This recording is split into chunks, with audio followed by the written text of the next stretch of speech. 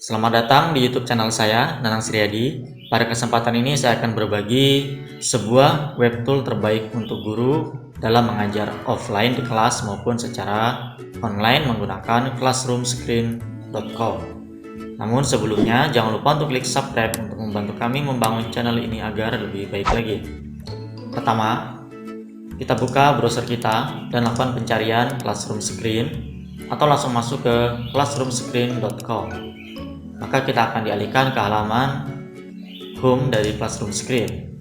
Dan adalah beberapa fitur yang ada di Classroom Screen yang dapat kita manfaatkan untuk belajar di kelas maupun belajar secara online, misalnya menggunakan Zoom atau video conference. Oke, kita launch Classroom Screen-nya. Kita tunggu sampai tampilan home-nya terbuka. Nah, seperti inilah tampilannya. Pertama, kita harus login. Kita bisa login menggunakan akun Google ataupun akun Microsoft kita.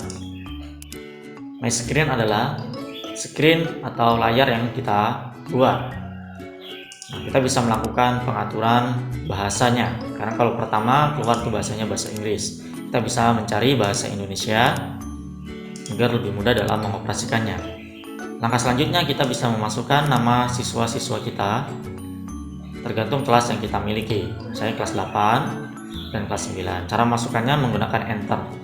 Nah, satu kelas bisa menampung sampai 50 siswa. Nah, misalnya seperti ini. Untuk menambahkan kelas baru, kita bisa menggunakan yang sebelah kanan.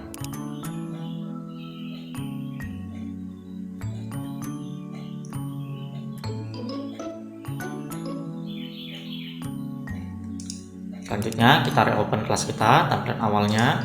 Di sini kita bisa memberi nama dari kelas kita, misalnya kelas matematika, dan kita bisa memberikan deskripsinya.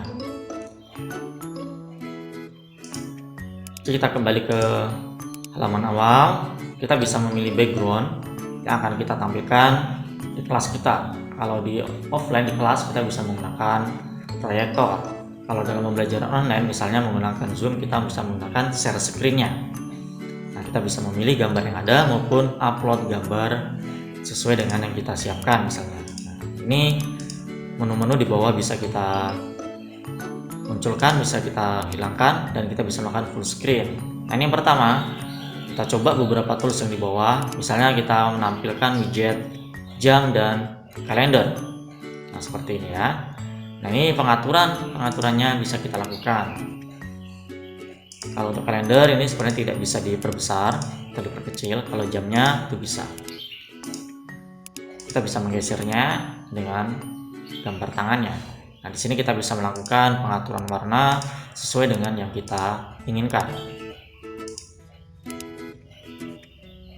Sangat banyak sekali menu-menunya. Nah, di sini kita bisa menulis teks.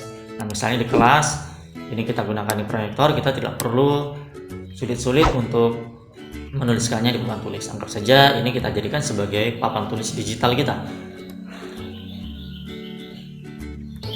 Bisa mengenal materinya dan lain sebagainya, penugasan atau lainnya bisa kita tuliskan di sini. Fontnya pun sangat bermanfaat, ukurannya kita bisa besarkan, bold, italic, underline, bisa menggunakan pangkat atau di bawah dan lain sebagainya.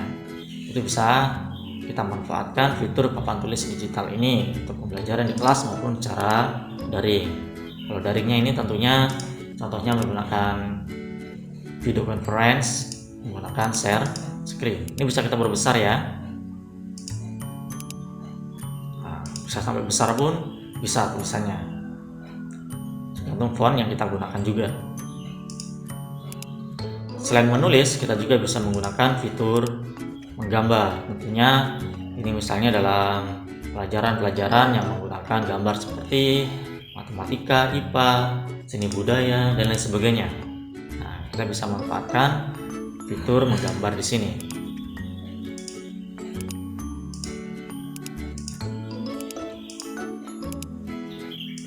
Dalam menggambarnya kita bisa menggunakan menu-menu yang ada di samping, menggunakan penanya, ukurannya, warnanya, menghapus bisa kita gunakan yang samping. Nah, ini adalah ukuran dari pena yang kita gunakan.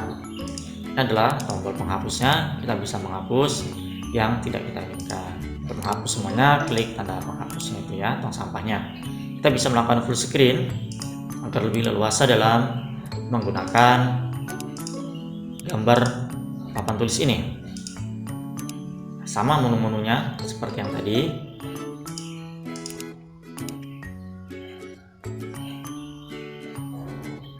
Nah, di sini bisa kita manfaatkan dalam belajar menggunakan gambarnya. Ya, kita bisa meminimalisnya dengan tombol itu tadi. Ini contohnya seperti ini fitur gambarnya. Nah, di sini ada fitur yang lain, cari nama. Misalnya kita akan mengacak nama siswa. Bisa memilih kelasnya dulu. Misalnya sebuah pertanyaan kita berikan kepada siapa, atau ada seseorang yang ingin maju ke depan kelas, kita bisa mengacaknya. Ini sepertinya ya, maka handoko yang terpilih. Bisa kita pilih lagi, pilih. Ini akan mengacak nama-nama siswa tersebut.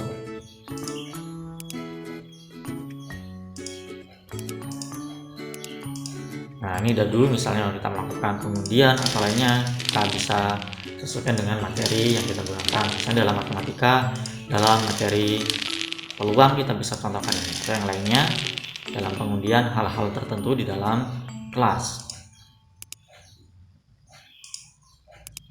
Nah, di sini juga kita bisa menggunakan suara. Nah, misalnya bisa kita hubungkan dengan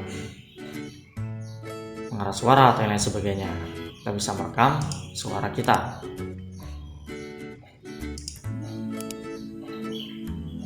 Ini adalah QR code untuk masuk ke classroom.com agar kita tidak susah untuk memasukkan linknya. Nah, ini adalah jenis-jenis gambar yang berisikan suara. Misalnya kita meminta siswa untuk diam, kita bisa mengklik gambar ini ya. Nah, bisa berbisik, bisa juga kita menyuruh siswa untuk mencari teman misalnya, seperti ini ya. Bisa juga kita untuk meminta siswa untuk bekerja sama, misalnya dalam suatu pekerjaan atau penugasan.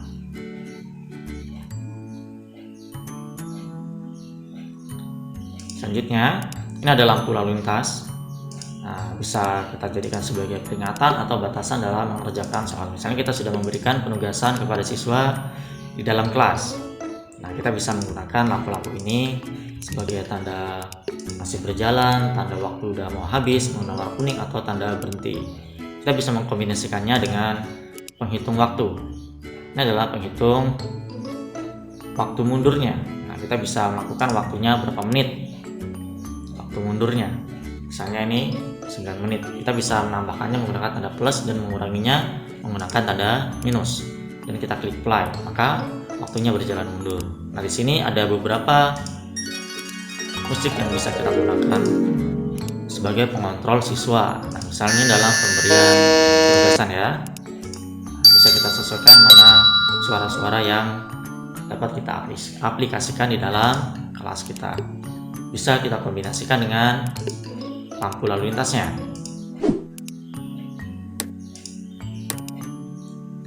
Kali ini penghitung detiknya ini adalah waktu maju.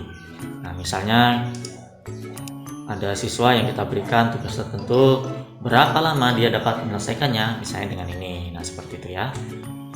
Ini waktunya maju. Kalau yang penghitung waktu mundur tadi mundur.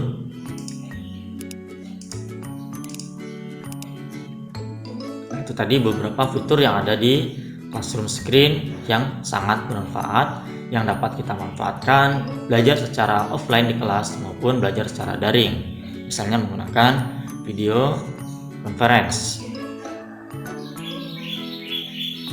Selanjutnya ada satu fitur lagi yang sangat keren menurut saya. Ada dua malah ya. Yang pertama adalah group maker. Nah, kita bisa membuat grup secara acak menggunakan aplikasi ini.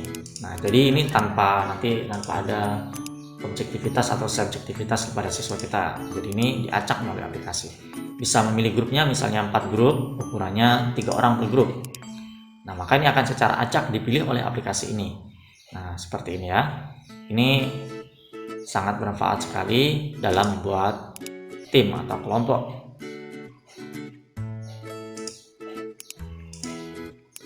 Satu lagi, menu terakhir adalah kita bisa membuat polling.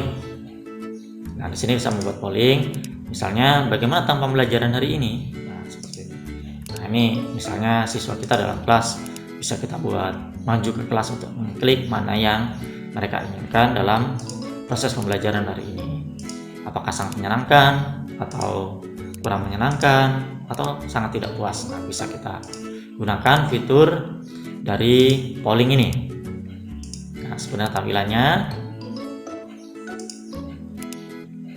dari polling ini.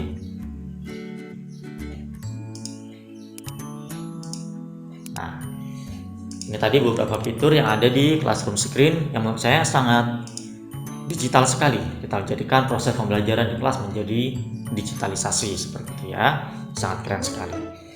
Ini saja yang dapat saya bagikan pada kesempatan ini. Semoga bermanfaat. Terima kasih.